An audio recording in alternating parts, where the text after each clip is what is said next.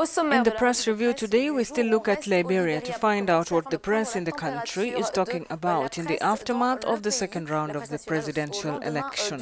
Front Page Africa is dedicating its headline to this vote, which it calls lukewarm, marked by poor voter turnout. The newspaper reports that many had predicted that December the 26th, 2017 was not a suitable date to go to vote.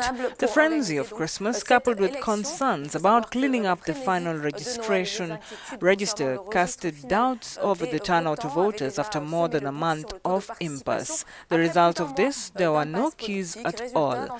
The newspaper also writes that there was also less difficulty in finding names on the voter register. Au Libéria, eh bien, les électeurs ont rencontré beaucoup moins de difficultés qu'au premier tour à trouver leur nom sur les listes électorales. Direction le Nigeria à présent. To Nigeria now, where the fuel shortage continues to make the headlines. Premium Times is no exception, since the media reports this morning that the Nigerian oil company NNPC is reversing itself.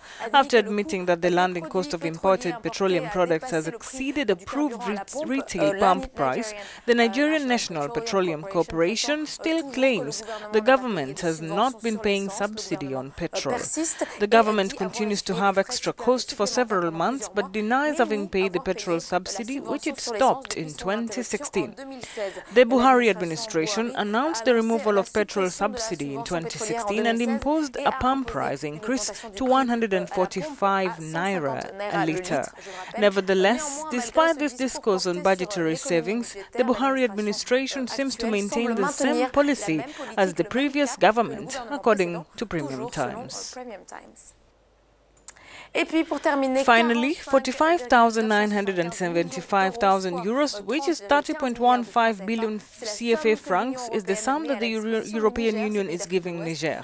This is what Niamey et les deux jours is informing us. This is a disbursement of the first part of a budget support for the year 2017. The objective of this is to support several areas of development, such as education, food and nutritional security, and sustainable agricultural development.